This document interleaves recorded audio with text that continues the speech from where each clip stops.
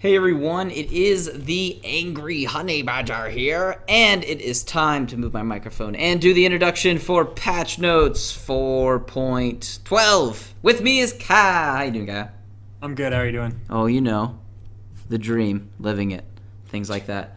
I'm still super tired from jet lag. Anyways, we're gonna talk about the patch notes today. We're gonna let you know what is important that has happened in the patch.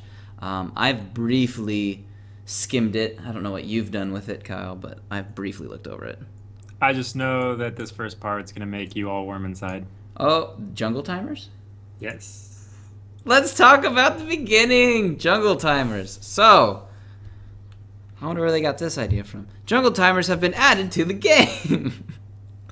Jungle timers will currently track the next spawn time of the team's Elder Lizard, which is red, and the Ancient Golem, which is blue, and then Dragon and Baron. Timers will only start tracking a camp if a teammate directly witnesses a monster cat being fully cleared. Oh my god. Same thing as the minimap already did. Nothing new there, really. If you manage to snipe Baron or Dragon without vision, the timer will set itself off. Cool. You can access jungle timers by pressing tab, the default key, through the scoreboard. They'll be at the top of the screen. We've also updated monster minimap icons. Check it out. So, remember Curse Voice and how it had timers? Guess what? Riot put them in the game because it was unfair for certain people to have it in Curse Voice, even though it's now free for everyone, and it always was. So, yeah. Curse was in first. I think it still won't change anything. Like, the good players will still... No, it won't. Well, the good players will still be separated in the fact that... They were already tracking it anyways, and they were tracking it better, and they were rotating for it. It's the rotation portion. Even like red and blue for the enemy team, like, obviously, like, most champions, you know if they start at red or blue, so you should know the enemy's team, or, like, the enemy team spawns, so you should probably track that anyway. Yeah. So... Everybody starts on the same side of the map, or should be, at least in certain level of play and higher. So yeah, everybody's starting on bottom side because you always want your jungler at top side for that first go around of ganks. Meaning, even if you started on top side and you started blue, then you should assume that Lee Sin's bottom starting red, and he's going to meet you top lane. So therefore, you know the timer of that red already without knowing the timer. It's super simple stuff. So, like you said, good players will be the same. Bad players will probably Will probably be the same. They'll know occasional but different timers if they had vision, but whether or not they rotate with their team to it, completely different thing. So yeah, not a huge issue. Just kind of mentally nice that you don't have to type stupid numbers in a chat and confuse people who are dumb. Wow. Calling it. Sorry, I'm being upfront today. I did it at work too. Somebody was confused. Anyways. Champion changes. Ahri. Let's start off here. Actually getting a little bit of a buff. On her Q, the Orb of Deception, what happens here is the mana cost is actually being reduced at all ranks, and then her ability power ratio is being changed from 0.325 to 0.35, and then total ratio on it, instead of it being 0.65, is 0.7. So a small buff, which I do like. I felt like her Q was a little bit lackluster after they nerfed her, and we haven't seen her around too much, but I liked Ahri. I still think she's really a go-to mid. So she's reliable. I just feel that, like, the assassin meta is kind of like just slowly drifting away in terms of, like, assassin mid laners. It kind of is. It kind of is. But because you see Lulu and you see Orianna and you see, like, more like support mid laners, support like sustainers, support champion, support sustainers with like AOE crowd control, which I think makes for better, like, team fights and, like, you know, just more strategic games than just like, oh, I get one pick on one person so we win the game kind of a thing. Yeah, there's only a few that still make it through, obviously, but Kasdan, Ziggs does too, but but the reason he makes it through is because of his I got the words. Hold on. His wave clear. He's such a ridiculous threat late because of that. So it's not even that he's an assassin. I mean, because you can't siege against him when he has blue, or even when he doesn't have blue. He just needs an Athenes. He's pretty much good to go. He's one of my favorite mids. So, but yeah, that's the change to Ahri. I like it. Hopefully, we'll see a little bit more of her. Next, we do have changes coming to Alistar, who we'll be seeing a few changes. First off, let's start with his passive. They've removed the jungling cow thing, where it no longer deals double damage to monsters. Whatever. Nobody was really jungling him. Not a huge issue. On his Q, though... Hey. What? Hotshot GG was jungling him all the time because of that new tank item, or like the changes to the Ancient Golem. Yeah. And he was actually, like, it's actually pretty legit, but not anymore. Yeah. No, I mean... It's clear it's going to be no one normal yeah. with jungling Alistar. So there's no big issue really there happening. Next is Q is Pulverize. Pulverize now correctly matches its visual by applying a 1 second knockup followed by a 0.5 second stun instead of just a 1.5 second knockup. Functionality should remain the same, but actually the difference here is you can cleanse the half second. Yeah. So I like how I can tell it's got cloudy. Then the mana costs on that have actually been reduced at later ranks a lot more, which is kind of nice. So that's really helpful. And then on his Headbutt, they're also changing the mana costs on that to make it a little bit cheaper. And then on his Unbreakable Will, which is his ultimate, his new damage reduction now applies instantly rather than after the spell animation, which can be nice if you're using it in the heat of battle. And the mana costs are the same. And the damage reduction is 70% at all levels. Why would you even level up your ultimate? Is it's cooldown based, or like it's lower cooldown? I would assume it'd have to be, but like if you're not getting anything for it, you get what I mean? Like before you got 10%. I'm thinking what else it more. gives you. It doesn't give you anything else, does it? No. So that's how that works. So yeah, put 1 point in your ultimate, and then if you want if you want it on a faster cooldown, put more into it at 11 and 16. But if you don't, max your other stuff.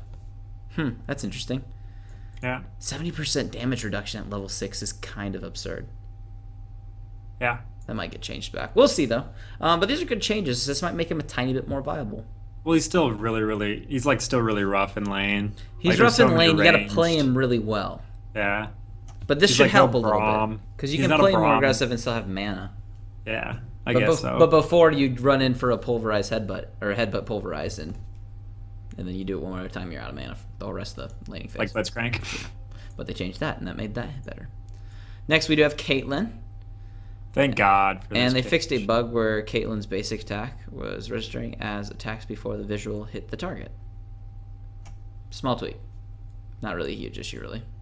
It's a good thing though, because there's a whole bunch of people that were like having problems last hitting under turret because you would shoot and it would shoot right as the tower was hitting it, and it would actually kill it hit the target before the tower did. So yeah. No, it's a good fix. I agree. It's a good fix. Small tweaks are good. Ezreal, small buff on him.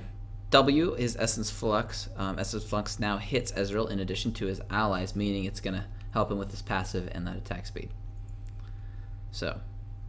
We both talked about this kind of before the video started, and I think that it's going to make a whole bunch of people just be really dumb trying to give themselves a little bit of extra attack speed and put them in really bad positioning. I agree. Get killed. Like you said, the good Ezreals will use it properly. As we know, in case you don't know, it's kind of a rule of thumb currently. If you want to disagree, you're always allowed to. Ezreal's not in the greatest position right now as a carry. But, as I maintain, as long as you're good with him, he can be a good carry. But he's all about positioning, and because he can do some pretty special stuff as a carry. He's just not the strongest right now. And for all the random people playing him like a generic carry, it usually doesn't reward with the most, especially if the other person on the enemy team is playing any other carry on a remotely good level like of what you're playing. So if they're worse, then yeah, you can win. But if they're just as good as you, it's a little bit tougher because Ezreal's just in a weird spot. So I've been playing around with them too a little bit, and we're going to see some other changes later on in this that I think might help. So we'll talk about that in a second. Next, we have Garen. Small tweak here. You can now use Tiamat and Ravenous Hyja again while spinning in his Judgment. So you can do that for all you Garen junglers out there, all none of you. I know that you have a soft spot in your heart for Garen, but he's just so bad. Oh, I know, yeah. This doesn't help him at all. So. No, that doesn't do anything. I don't really play Garen much. He's fun to play, though. He's hilarious. He's so generically simple and rewarding. If you're new, play Garen. He's great. That's where he shines. Next, we do have some changes coming to Kasdan. First off, tweaks will be happening to him forever and eternity until he's deleted from the game. But his W is Nether Blade. Cooldown on that is being changed from 6 seconds to 9 seconds. And then on his E, which is his Force Pulse, slow duration is only going to go down to 1 second now from 3 originally. And the slow amount is going to go up. So you'll be slowed a lot harder, but for a lot less time. Which I think is actually a decent trade-off. Yeah. So, but you're going to do the same amount of damage. Obviously, they didn't change the damage numbers. But this will allow you to like jump in with Rift Walk, slow them to the point where like you're almost guaranteed to get your W off on them, and then you get that, and so it'll be about the same. But yeah, it's just a different attempt at least if you don't durations. die in that first attack, which most people do because it's Kasdan, True. that you can actually get away now, and it's not just like a perma slow. That's true, because 3 seconds is a long time. If you don't have any tenacity, Like if you have starts to like, stack up let's on say you have against Merc yourself. Treads, you're gonna get what? It's 0.65 seconds. something like that. Yeah. So not a huge issue here. Nether Blade, obviously a little bit of a cooldown on that going up, but it should tweak Kasdan. I still don't think he's super broken. he's still ban worthy. But he's still ban worthy. So changes to him will keep coming. Next we do have the Khazix. Another Taste, champion that will keep getting changed. taste their feel, as I like to call it. The feels. The feels. Physical damage on it is being buffed because they nerfed it, so they're buffing it. I think they're still trying to figure out where he fits. Well, they're just trying to, like I said, get rid of those, like just like insta kill you assassins, which I don't understand why Rengar is still in the game, but We'll get to that in a second. but yeah. So this is kind of minute. It really doesn't do anything. It does help a tiny bit if you're still playing him, but once again, he's a champion that like I don't play specifically because I keep changing him around to all ridiculous points, whether it's super strong or just completely randomly bad. So I just don't play Khazix for that reason. I don't really care about him as a champion anyways. So Khazix changes. That's it. Yay if you like Khazix, but still not where he used to be. Now next, we're seeing some pretty big changes happening to Lucian. About time. But I like the changes actually, because I did peek at these ones. I like the idea behind them. We'll see if it works. Now, what they're going to be doing in general, some of the big things they're doing is general changes, which will be his attack range being reduced by 50. So from 550 to 500. Base movement speed is being increased though by 5 to kind of make up for a little bit of that. Same thing with base health going up by 30, but he'll be a little bit closer to do his damage, and his base attack damage is going up 3. Now, a lot of that sounds like a buff. But that attack range will cause him to be in more positions where he will be taking more damage, whether it's from enemy carries or just from anybody in general, just because 50 range doesn't sound like a lot, but that will screw with you a little bit. So some other changes with that come with his Piercing Light. Piercing Light's going to do 100% damage to minions now, but the cast range on that has also been reduced, so it's not as long, so he's not going to get as many of those little pokes off. That little end tip that always hits you, it's not going to hit you as much. The mana cost has been reduced just a tiny bit, not a huge deal. I already thought he was mana efficient. A lot of people think he isn't. I have no idea if I just don't spam spells ridiculously or something, but that's another change. Then on his Relentless Pursuit, now a new thing with more relentlessness, cooldown is now reduced by 1 second per Light Slinger passive hit. It doubles against enemy champions, so you get 2 seconds of reduction per hit, or 4 seconds total for a full passive proc. Now it's going to cost 0 mana at all costs instead of costing mana and then being reduced down to 0. And then his Lucian now resets his basic attack timer upon dashing. Cooldown on this has also been reduced a little bit at earlier ranks. So some small changes there. Overall, I think the big thing to take away from these changes is just that that basic attack damage, really. Well, the attack range is, like you said, the biggest thing, because at 500 he's lower than Graves. Yeah, I was gonna say it's lower. I was gonna say, can you pull up the attack ranges on your side? I don't know what exactly. He's gonna be somewhere around Vayne. He's one of the lowest attack ranges, and that's huge, because now you're gonna be able to get traded without actually doing damage. Without actually trading.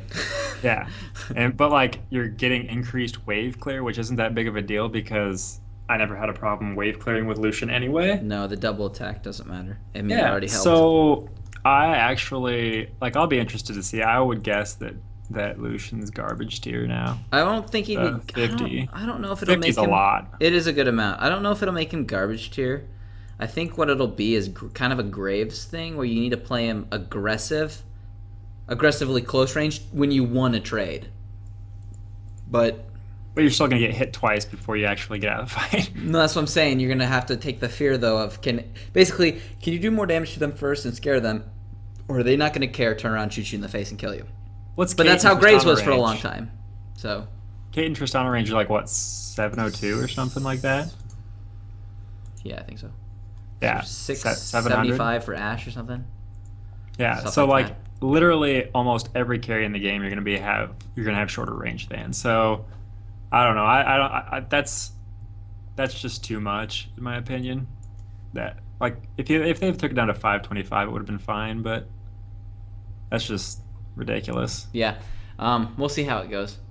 So I like the rest of the changes. Obviously, it's buffs. Yeah, They're all trying to make up for the attack range. Hooray! Yeah.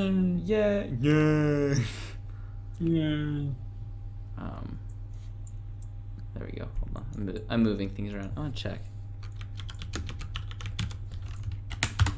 All right. We're just gonna check this quick because I want to. I'm pulling it up. If it load, why is it not loading? Wiki. Kate has 650 range. Who does? Caitlyn. So she has 150. 150 range. Yeah. Twitch's is 850 with his ultimate. And then with Cogman's Bio Arcane Barrage is 710. Tristana's 703 when she's level 18. Jinx's with her rockets, fishbones or whatever, is 700.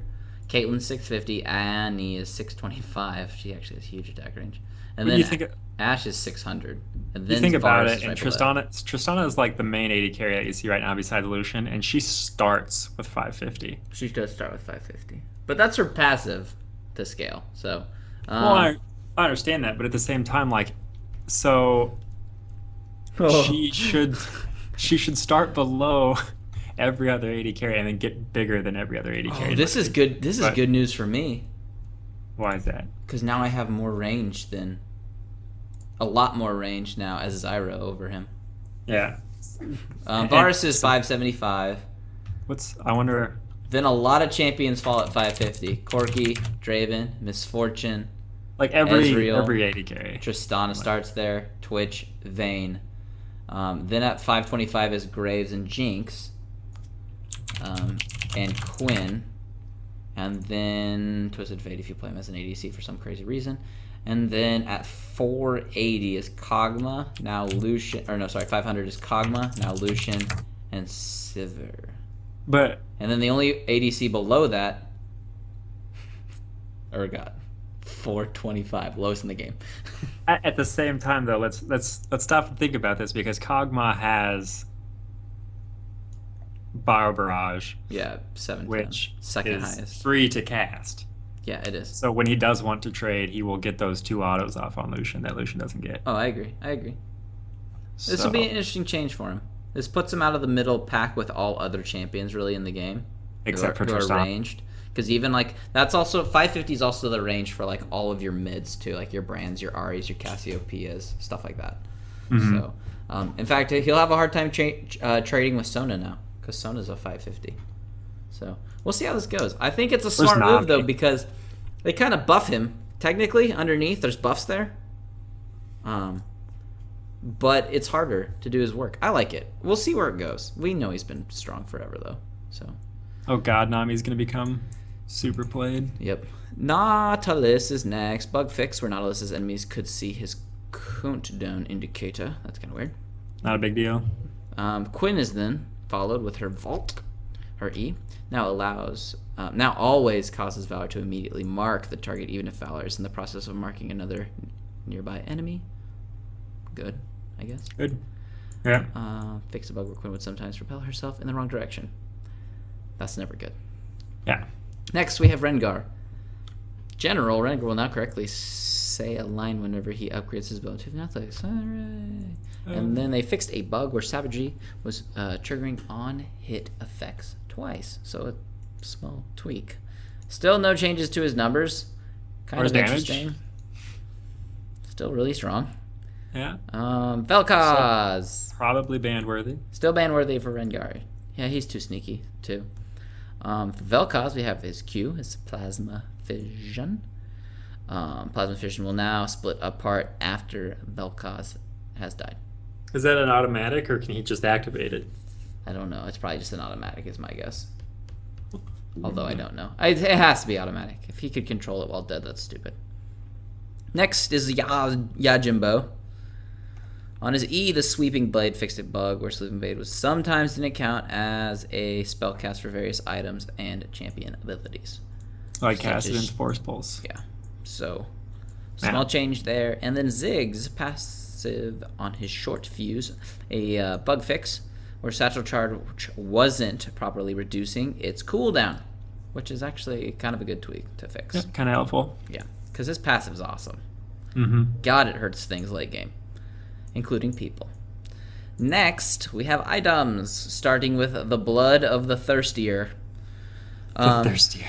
They've made some changes. The lifesteal's back up to 20% from 15%, and the uniqueness is the lifesteal is now unique, meaning you can't stack Bloodthirsters. Stack Bloodthirsters, which is fine.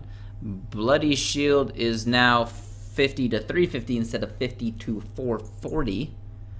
And then the time before the shield decays is going to go up to 25 seconds from 15, which is kind of nice. It makes it a little bit of a better passive, really.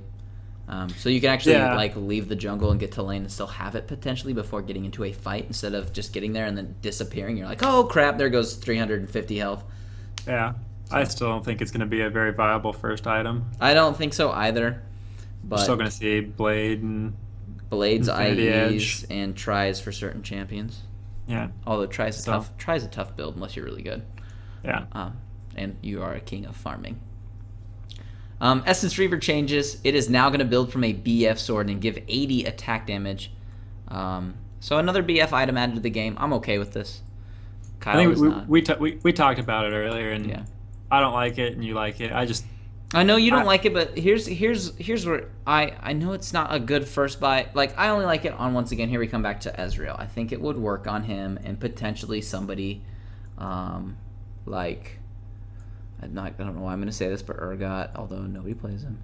And then or maybe Jace, and a couple others that really need the mana, or if you want to build a super damaged Yorick, something like that, which would be weird.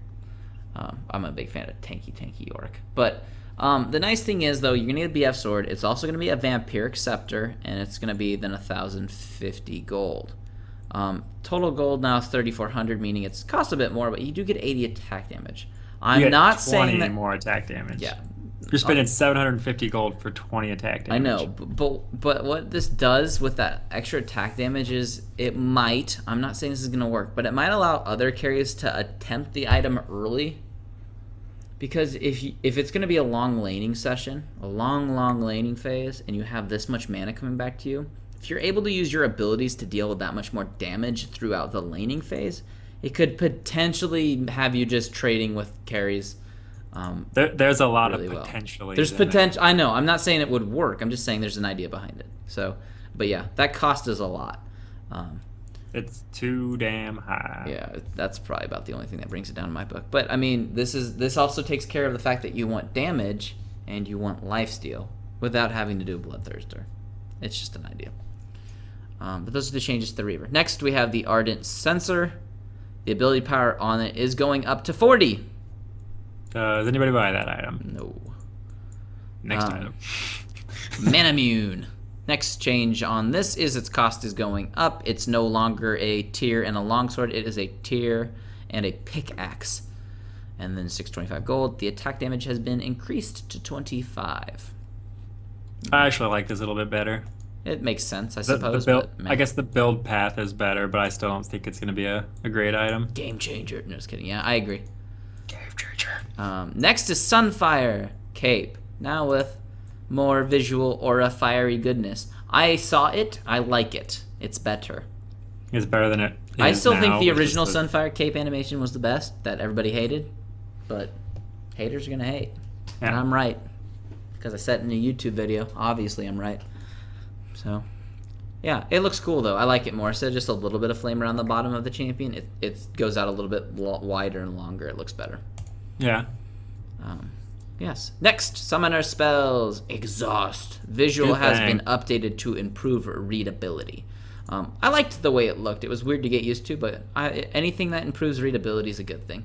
Yeah, it's just sometimes you didn't know that you were exhausted until like it did take a second. It's like Varus's ult way back in the day. You're like, did he cast his ult? You're like, yeah. It just looked like a string went through the air, and you're like, what was that? It's good. It's anything like you said to do with readability is good. Yeah, it's always helpful. Next, we have Howling Abyss, removing all the jungle items. Nothing big there. Twisted Tree Line. Some stuff's happening over there. Yep. There's too many changes to talk about that. It confuses people. Intro bots. This is good for people. An easier experience. They are also adding more tool tips while playing that will like give you indications like, caution, you're being attacked by a shit ton of minions, stuff like that, and some other new things. So that's very helpful. Next is a new audio engine is being implemented in the game. I read about this about 4 or 5 patches ago. This will help with future improvements. We shouldn't really see too much happening right away, but this is going to help with lots of changes in the future. And if you have really good headphones or speakers, you might notice that sounds are just better. Crisper, better, yeah. So good changes here, actually. This is a good one, and in the future, this helps League in a lot of different ways. So it's awesome that this is getting added in there just in time for all the other new stuff like the map update and the client update and launcher and patcher. All that stuff is getting visual updates. I'm talking about it in the League update over on Curse's channel on Thursday. Check it out. So go watch it. Should be fun. I also talk about skins and other stuff and LCS and other stuff. Bug fixes. Lots of bug fixes all over the place. LP issues and ranked teams sometimes not being promoted after winning promos, sometimes being unable to join a new ranked team after leaving another, graphical bugs on startup on tooltips, occasionally applied dual queue restrictions to dual queuers and ranked solo, just a lot of small things, nothing I've ever experienced, but that's what bug fixes are. It doesn't affect everybody, just little things.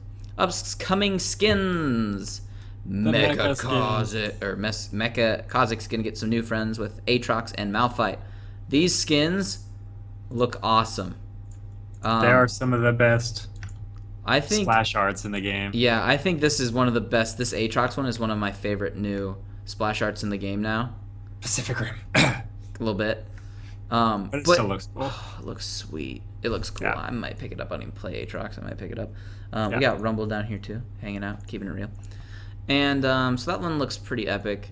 I don't use that word often either. And here's the Malphite. He also looks pretty scary. I don't think Malphite actually looks that good in game though. I think he looks too purple. Yeah, Mecha Godzilla. Yeah, he doesn't look so good. And then you got Donger right here, it looks like, and Ziggs hanging out. So, and then you can actually see Aatrox in the background. This is the back of his wings. So this is the room behind him.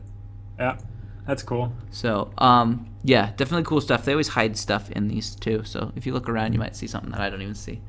But it's really cool. I think they look great. Yeah. And I'm kind of I will do it. I will buy a skin if the splash art is phenomenal. Have you seen like the backing animations for him? They transform into like a car and a digger thing. That's kind of sweet. I have not. It's super cool. Yeah, that is pretty exciting. Yeah, I really like that Aatrox one. Yep. It's pretty swank. Hillary swank. But that's patch notes.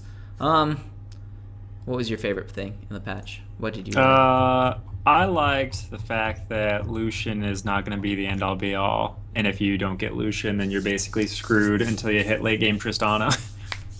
Yeah. I think one of my favorite little tweaks actually is that Ahri one. I like that, actually. Yeah, and I'm excited to use Essence Reaper. She's a niche champion. She is, but if you're really good with Ahri, you can just like crush games. Dude, one of my favorite things back in the day was to take Ahri and take Exhaust and Ignite. And just go ham skis when you get 6? Because if you really need to escape by the time you're 6, you can use your ult if you want to. It's not the world's longest cooldown. And you can dance around them in circles while ulting, while they're exhausted and while they're ignited. And it's just called murder. It is so awesome. It was so good back in the day. So I liked doing that. But other than that, yeah. That's patch 4.12. Enjoy it while you can. Because we should have another one out in about 2 weeks. Yeah, I was going to say, there's going to be more stuff coming. Some of these might get tweaked. I'm a little surprised this patch we didn't see changes to the Spirit of the Ancient Golem. But I'm surprised we haven't seen any Durangar. And that one too. So we will hold off for those to happen in the future. But until next time, make sure you guys check out Kyle's channel. It's down below in the description. But yeah, until then, I guess we'll just see all of you guys in the next patch notes. Later.